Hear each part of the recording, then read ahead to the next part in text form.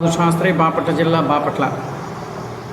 అసలు ఈ మధ్య పాపం వైఎస్ఆర్ కాంగ్రెస్ ప్రభుత్వం చేస్తున్న గజకర్ణ గోకర్ణ నాటకాలు, వీళ్ళకి ఆస్కార్ అవార్డులు ఏ విధంగా ఇవ్వచ్చు అంటే సినీ యాక్టర్లకు కాకుండా ఇప్పుడున్న ఈ వైఎస్ఆర్ కాంగ్రెస్ ప్రభుత్వంలో ఎవరైతే మంత్రులు, ఎమ్మెల్యేలు, ముఖ్యమంత్రితో సహా ఎవరైతే ఉన్నారో వీళ్ళకి ఆస్కార్ అవార్డులు, నంది అవార్డులు, ఇంకా ఏ అవార్డులు ఉంటే ఆ అవార్డులు వీళ్ళకి ఇస్తే బాగుంటుందని నా అభిప్రాయం. ఎందుకో తెలుసా, కొన్ని వీడియోలు మీకు ఇప్పుడు నేను చూపిస్తాను. అసలు వాళ్ళ యాక్టింగ్కి కానీ వాళ్ళు చేసే ప్రవర్తనలకు కానీ చూస్తుంటే ఆంధ్రప్రదేశ్ రాష్ట్రంలో ఉన్న ప్రజలందరూ కూడా ఖచ్చితంగా ఈ పంతులు గారు చెప్పింది కరెక్ట్గానే వీళ్ళకి ఆస్కార్ అవార్డు ఇవ్వచ్చు, నంది అవార్డు ఇవ్వచ్చు, ఏ అవార్డులైనా ఇవ్వచ్చు. వాళ్ళకి సినీ యాక్టర్లు కూడా పనికిరారు వీళ్ళ యాక్టింగ్ ముందు అని చెప్పని యావత్తు ఆంధ్రప్రదేశ్లో రాష్ట్రంలో విజయవాడలో క్యాపిటల్ సిటీని పెట్టడం మనస్ఫూర్తిగా మేము ఆహ్వానిస్తున్నాం. Yes. With a location what has at least 30,000 acres of land, then it would make some sense. This is what we're asking. We're saying that please ensure that it is right in the middle of the state. Please ensure that it is at least 30,000 acres. Please ensure that the water is sufficiently available. బహుశా ఆంధ్ర రాష్ట్రానికి బహుశా 3 capital వస్తాయేమో. Executive capital, legislature capital, judicial capital, 3 capital కూడా రావాల్సిన పరిస్థితి కనిపిస్తా ఉంది అధ్యక్ష. ప్రతి రాష్ట్రానికి ఒక ఎకనామిక్ పవర్ హౌస్ ఉండాలి. ఒక ఎకనామిక్ పవర్ హౌస్ అనేది రాష్ట్రానికి లేకపోతే, ఒక హైదరాబాద్, ఒక బెంగళూరు, ఒక చెన్నైయో ఇటువంటి నగరాలు ఏ రాష్ట్రానికైనా లేకపోతే రాష్ట్రానికి సంబంధించిన ఆదాయాలు ఎప్పటికీ పెరగవు.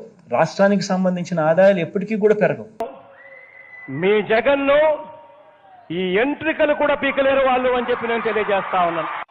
ఒక ముఖ్యమంత్రి హోదాలో ఉన్న వ్యక్తి ఒక పబ్లిక్ సమావేశంలో ఎవరు నా వెంట్రుక పీకలేరు అని అన్నారు అని అంటే భారత రాజ్యాంగానికి, ఆయన ఉన్న ముఖ్యమంత్రి పదవికి ఏమన్నా విలువను సమకూర్చాడా? ఆంధ్రప్రదేశ్ రాష్ట్ర ముఖ్యమంత్రి ఏ ముఖ్యమంత్రి అయినా కూడా ఇంత అసభ్యకరంగా మాట్లాడిన దాఖలాలు ఎక్కడైతే ఏమీ లేవు. తర్వాత ఈ మంత్రులు ఉన్నారు. ఎవరెవరు ప్రధానంగా తీసుకుంటే ఇరిగేషన్ శాఖ మంత్రి ఉన్నాడు. పాప ఆయన అంబటి రాంబాబు గారు మాట్లాడిన మాట, ఒక విలేకరు అడిగాడు, పోలవరం ప్రాజెక్టు గురించి అడిగితే మీరు నన్ను అడుగుతారా, నేను నీకు చెప్పాల్సిన అవసరం లేదన్నాడు ఆ మంత్రి. మన కొడాలి నాని మీకు తెలిసిన విషయం, బూతుల మంత్రి. రోజా ఉంది, ఆ రోజా కనకూడదు కానీ నోటికి ఏం వస్తుందో ఏం రాదో కూడా తెలియదు. వీళ్ళందరూ ఎట్లా ఇష్టానుసారంగా మాట్లాడుతూ ఇవాళ ప్రజల మీద ఏదో కళ్ళబొల్లి మాటలుగా ప్రేమ ఆప్యాయతలు, అసలు ఆంధ్రప్రదేశ్ రాష్ట్రంలో ప్రజలందరూ కూడా తదిమా పార్టీ వాళ్ళందరూ కూడా ఈ యొక్క వైఎస్ఆర్ కాంగ్రెస్ ప్రభుత్వాన్ని మోసం చేస్తున్నట్లుగా, వాళ్ళని అనేక ఇబ్బందులు పెడుతున్నట్టుగా, మేమంతా మంచి చేస్తుంటే వీళ్ళందరూ అడ్డుపడుతున్నట్టుగా శ్రీరంగ నీతులు చెప్తారు చూసారా? ఆ విధంగా చెప్తుంటే చాలా హాస్యాస్పదంగా ఉందండి రాష్ట్ర ప్రజలారా. మీరు అసలు చూడండి, అసలు ఆ వీడియోలు చూస్తే మీరే అంటారు దీనికి ఇది కవునా కాదా అని. ఇలాంటి వ్యక్తులకి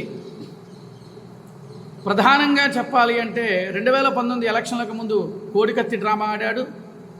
మొన్న రీసెంట్గా మళ్ళా గులకరాయి డ్రామా ఆడాడు. అది అందరికీ మనకి తెలిసిన విషయమే. ఇక ఏ డ్రామాలు దొరక్క ఇవాళ దీనంగా, ఆ వీడియో కూడా మీకు పెడతా చూడండి, ఆ దీనంగా మాట్లాడిన మాటలు కూడా మీరు వింటే చాలా అసలు ఎంత హాస్యాస్పదంగా ఉంటుందో